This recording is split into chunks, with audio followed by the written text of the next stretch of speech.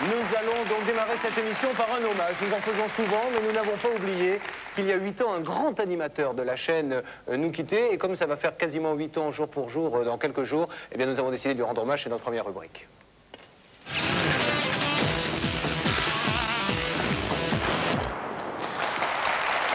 Il était beau gosse, il était charmeur, il s'appelait Patrick Roy.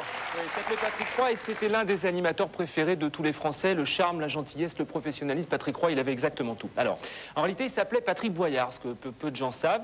Il est né le 17 avril 1954 à Poitiers. Il a fait ses débuts à Radio Monte-Carlo en 1976. Après quelques apparitions télé, il a commencé à faire de la télévision en 1988 avec une émission qui s'appelait Le Juste Prix. Et 2 ans plus tard, en 1990, on lui a confié l'animation d'un nouveau jeu qui s'appelait La Famille en Or. 90, c'est aussi l'année de son premier 20h30, succès fou. Donc c'est une ascension, un parcours fulgurant qui malheureusement s'est arrêté le 18 février 1993, date de son décès. Et ce qui est particulièrement touchant, c'est que vous n'oubliez pas, si l'on en juge par toutes les lettres que nous avons reçues, est-ce que vous allez parler de l'anniversaire de sa disparition? Voici donc un reportage qui retrace l'incroyable carrière de Patrick, et l'un de ses grands amis, une star de la télé, nous rejoindra pour en parler juste après ce reportage que vous propose Yann Arnoux. 18 février 1993, TF1, journal de 13h. La nouvelle vient de tomber, Patrick Roy, l'un des animateurs vedettes de la chaîne, est décédé cette nuit. Il avait 40 ans. Mesdames et messieurs, bonjour. Il était chaleureux, sympathique, souriant. Nous l'aimions tous beaucoup, mais nous ne le verrons plus. Patrick Roy est mort cette nuit à l'hôpital de Villejuif. Un décès brutal qui va bouleverser des millions de téléspectateurs. À ses obsèques, la petite église de Saint-Benoît dans la Vienne sera bien trop petite. Fans, amis, collègues et inconnus viendront tous lui rendre un dernier hommage. Car Patrick Roy, c'était avant tout l'un des animateurs préférés des Français. À 40 ans, il avait gravi un à un les échelons du succès. Pas à pas, émission par émission, il s'était imposé comme l'un des animateurs vedettes du petit écran. Le Juste Prix, Une Famille en Or, succès fou. Autant de rendez-vous incontournables pour des millions de téléspectateurs. J'ai un de femme ici. Bravo, Joël, on est content. Eh bien, il a gagné la voiture. Un parcours qui débute ici à quelques kilomètres de Poitiers. Nous sommes au château de Boivre au début des années 50. Pierre et Colette Boyard sont enseignants dans ce centre régional d'éducation physique. C'est ici que leur fils Patrick va passer une partie de son enfance.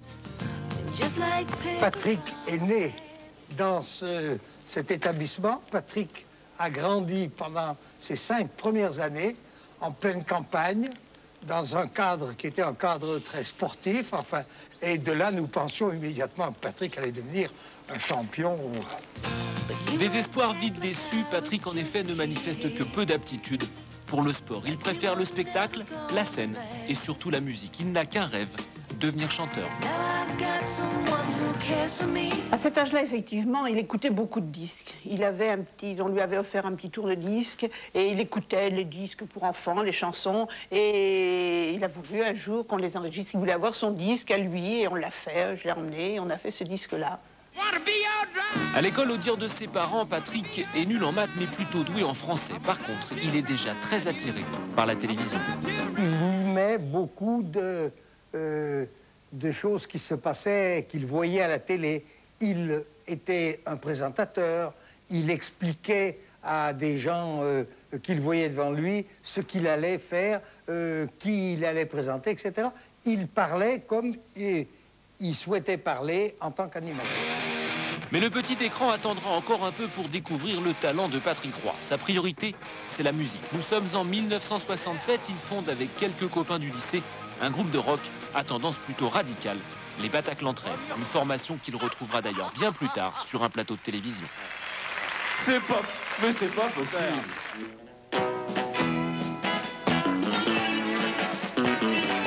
L'aventure ne va durer que quelques mois. Le groupe est foudroyé en pleine ascension par une triste obligation, le service militaire. Patrick fait une croix sur sa future carrière de rockstar. Se pose alors la question de l'avenir. Quand il est rentré du service militaire, on lui a dit, il faut quand même que tu te décides qu'est-ce que tu vas faire. Hein. Donc il avait passé son bac, et avec mention par-dessus le marché, ce qui était quand même vraiment imprévu. Il dit, écoutez, moi c'est pas compliqué, si vous m'inscrivez en fac, je ferai rien. Patrick décide alors de s'inscrire dans une école d'attaché de presse. Il s'installe à Paris, multiplie les stages. C'est Radio Monte-Carlo qui va lui donner sa chance. Nous sommes en 1975. Patrick Roy remplace Julien Lepers Jean-Pierre Foucault, animateur vedette de la station, s'en souvient encore. Il est arrivé dans le parking de la radio avec une petite auto Bianchi bleu marine, immatriculée 86, c'est la Vienne. On se dit, tiens, qui c'est celui-là?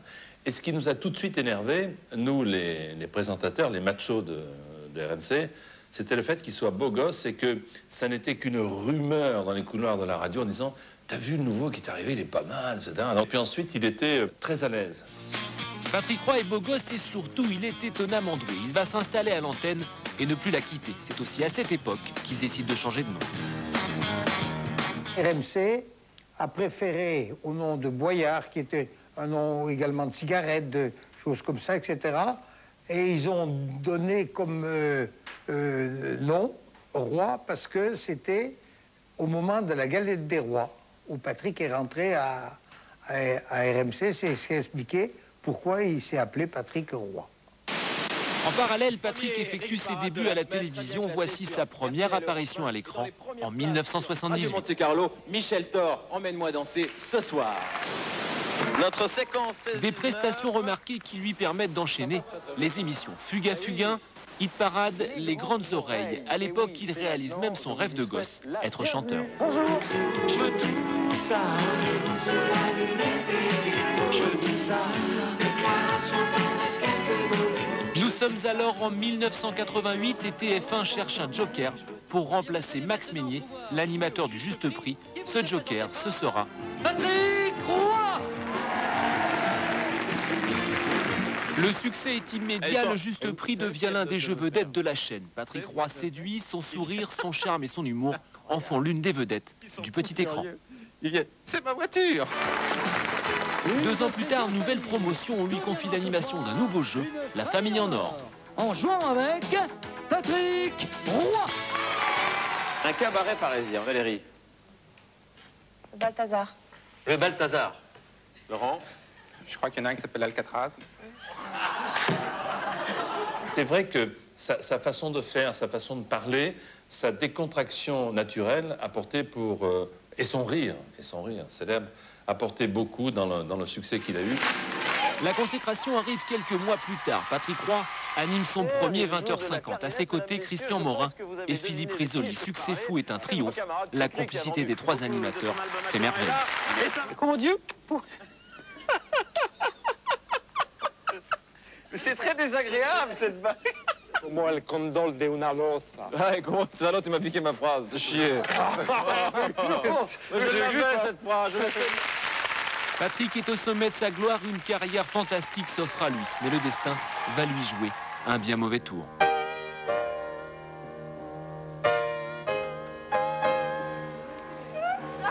Juillet 1992, ce sont les dernières vacances de Patrick Roy. Cet été-là, Patrick est assailli par de terribles douleurs dorsales.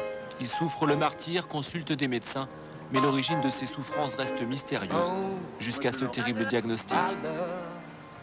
On était là, Patrick était à Paris, le médecin nous téléphone et nous donne le diagnostic. Patrick est perdu. Il en a pour 4 mois. Le verdict est sans appel, cancer généralisé. S'engage alors un combat de tous les instants contre la maladie. Entouré des siens, Patrick va se battre jusqu'à son dernier souffle. Je lui disais, tu sais, ce que tu vas être très grave. C'est vrai, c'est très grave. Mais tu vas lutter et nous 3, on va s'en sortir. Il me croyait. En vain, Patrick Roy s'éteint au matin du 18 février 1993. C'était il y a déjà 8 ans. Depuis, personne n'a oublié Patrick Roy.